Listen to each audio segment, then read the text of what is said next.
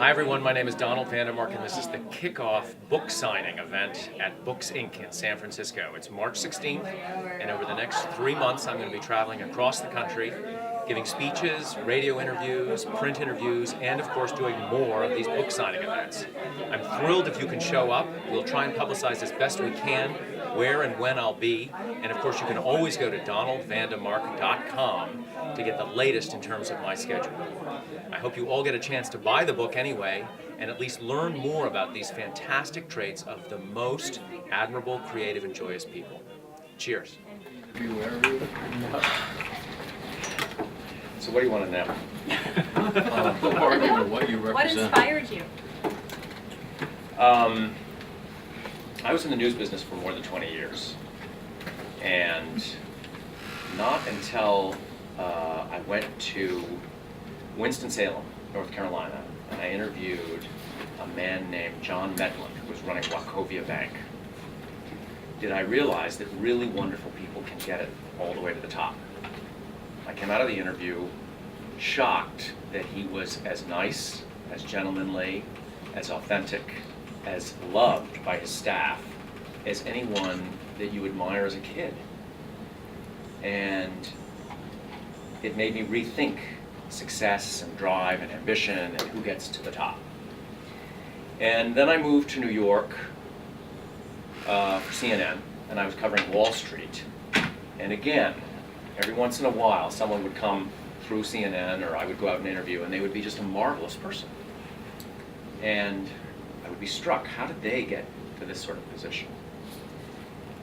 And then I came out here, and I started interviewing a lot of entrepreneurs in Silicon Valley. And as a class, there were more wonderful people. More people who really cared about the world, cared about the planet, cared about their communities, cared about different charities, cared about certain political causes that were very important to them. And I realized that they all started sounding the same to me. They were telling versions of the same stories. Their backgrounds were very, very different. They were all very different. It was men, women, old, young, foreign, American, all kinds of characters, very individual characters, but at the same time, there was a pattern recognition process going on in my mind. And I, at that point, started researching success and inspiration gurus, and I was studying all of them, and I was interviewing a lot of them, Stephen Covey, Deepak Chopra, and a whole roster of names that you wouldn't recognize. And I thought it was worthwhile to go back and read the originals. So one of the people I was reading is Abraham Maslow, who, if you don't remember him, and a lot of you probably do from your Psych 101 courses, was the father of humanistic or positive psychology. And he focused on the healthiest psyches, not the diseased ones. And near the end of his life, he died young, unfortunately, of a heart attack at the age of 60. He wrote a book called Motivation and Personality, and in it he listed 19 personality traits of people he considered to be exceptionally healthy, strong. And when I was reading this list, I thought to myself, there's Charles Schwab, there's Andy Grove, there's Steve Case to a certain degree, and there's someone else. And the pattern that I had been sort of collecting, the traits that I had been writing down, all were his traits with different names to them. And at that time I thought, there's a book. So here we are 9 years later, here's the book. Great. So, what I like to do when people ask me about this is that inevitably they want to know what the traits are. And in this case, we're not going to go through that because that's a much longer presentation. I usually do a presentation for an hour which focuses on just 3 traits. But we are blessed tonight because the focus of one particular chapter and one particular trait is here with us. And that's Muriel Maffre, or Maffre is the way people pronounce it here. Come on up, Muriel. You all know Muriel as a great ballerina of the San Francisco Ballet. Now, one of the traits that Maslow talks about is that really marvelous people, of course, understand the difference between practice and performance, or process and performance, planning and achievement. They understand goals, and they know how to achieve their goals. They're great goals. They take dreams, they turn them into goals, and then they prepare assiduously, and they actually create their own successes. This is one of the great things about individuals. Now, at the same time, and this is a subtle inversion of that discussion, is that they create lives where their day-to-day living is such that it delights them. they actually find a way to make the process an end in and of itself. Okay? Now, Muriel and Damien, last summer, decided that you would create, why don't you tell us a little bit about it? Okay, we would create an installation in an art gallery, and that would reveal the process of work between two dancers and a choreographer. And what happened is over the period of 13 days or 12 days, we revealed that process for 4 hours each day. And people would come in and out, and they would see us work things out and work things out between me and Damien, work things out with the choreographer, and just real time. And sometimes it was very slow, and sometimes it was very fast. And the point was that ballet, which is this exquisite illusion in many respects, has a marvelous veneer, which we all appreciate intensely.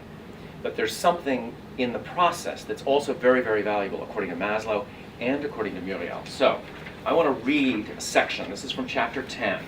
It's titled Tap Dance to Work. The trait is performance and process oriented. And the quote from Elbert Hubbard is, "We work to become, not to acquire." Muriel Maffre is the poster child for process as well as performance. An unusually tall ballerina, at 6'4" on point, this cerebral French artist has defied expectations and become an international sensation. Her career has been defined by many successes. She danced for 17 years with the San Francisco Ballet as a principal, and upon retiring from the company in 2008, she received the highest honor a French artist can attain when she was named Chevalier de l'Ordre des Arts et des Lettres. by the French Ministry of Culture. And yet for Maffre, all of this is secondary. She dances because she is deeply in love with the process, not the honors, the adulation, or the applause. It is very gratifying for me to de-emphasize the moment of the performance. She says in her thick but elegant accent. Which can be very beautiful, very rich and intense. But also, when you're a perfectionist, the performance can be very disappointing. By bringing focus and value to the process, I found a place where I could be gratified at all times with my work. Abraham Maslow wrote that great human beings clearly distinguish between means and ends, between preparation and achievement, between process and performance. But they also find delight in their work. They are, quote, somewhat more likely to appreciate for its own sake, and in an absolute way, the doing itself. They can enjoy for its own sake the getting to some place as well as the arriving. This is wonderful because it supports the notion that you ought to do what you want to do, which is the gist of chapter 1 on autonomy. Even more compelling, the best among us invert that premise. They want to do what they ought to do. We'll get into this trait of responsibility or dutifulness in much more detail in chapter 14, but as Maslow puts it, among the best human beings, desires are in excellent accord with reason. Duty cannot be contrasted with pleasure, nor work with play when duty is pleasure, when work is play, and the person doing his duty and being virtuous is simultaneously seeking his pleasure and being happy. Maffre explained her devotion to process as an intensely personal revelation. Process can be just the digging deeper and not the performance thing. Not showing you at your best every time and not having that goal necessarily. That can be vain. These are striking words from a woman working in a world defined by vanity, presentation, and the pursuit of perfection. After all, ballet is a grandly constructed illusion where effortless grace is the goal, and yet Maffre strives to strip the polish. There is the luster, which is actually a barrier to seeing what is really authentic. There is a protection, there is a forcing to have you like it. It's selling something. In those three sentences, Maffre articulates 5 traits that are shared among great, grounded human beings. Not only is she acutely aware of and sensitive to others, namely the audience, she's empathic. She also has a deep respect for them, she's egalitarian. She is as intent on the joy of creating a ballet as she is on performing it, creative and as well as process-oriented. Or creative and process as well as performance-oriented. She also sees through the artifice. She is realistic. And finally, she is profoundly independent and true to herself. She's autonomous. Combining those traits with her talent adds up to an authenticity which is riveting. That's an amazing power from a dancer who was not even supposed to dance. Growing up in a small village west of Paris, Maffre started performing on an outdoor tennis court because the area had no theater. At the age of 9, she was accepted at the revered Paris Opera, but by 16, she had grown tall, a formidable 5'10". I had a very formal education in ballet at the Paris Opera, and I think it made me very, very self-conscious. The incessant criticism she received is what made her self-conscious. Ultimately, her instructors dismissed this prodigy, telling her, "You're a beautiful plant, but you can't dance." But even if the arbiters of ballet rejected this lanky artist, the art itself wooed her. I fell in love with ballet, I fell in love with the physical aspect of ballet, and then through that, it took something away and brought something in. What it took away was a kind of ability to relate easily through words, through normal means of communication. So Maffre turned inward and focused on meaning as much as technique, what she calls a quality of intention for each and every movement. Despite her detractors, she created a life and a career. By really developing something that was completely in tune with who I was and cultivating that out. That's a perfect rendition of the value of self-discovery and a self-directed life.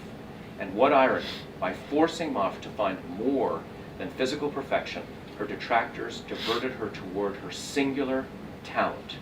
For Maffre, the dancer and the person, digging deeper is about finding the most genuine way of communicating ideas, emotions, and most profoundly, who she is. Authenticity is so powerful on stage because she says, "It's you, it's the truth, it's who you are for real." and we miss you on stage. Thank you.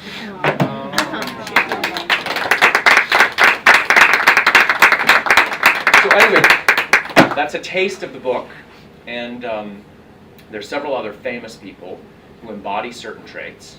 Charles Schwab, Andy Grove of Intel, Bill Bradley, the great senator. And the last thing I'll say is the epilogue is about someone who, when I mention her name, everyone seems to ooh and ah. And it's a woman who I think has embodied all 19 traits for decades, and that is Meryl Streep.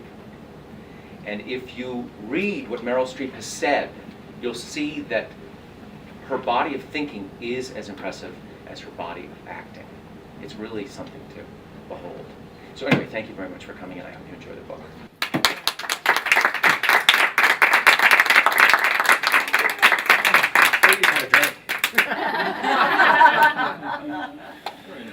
Okay, guys.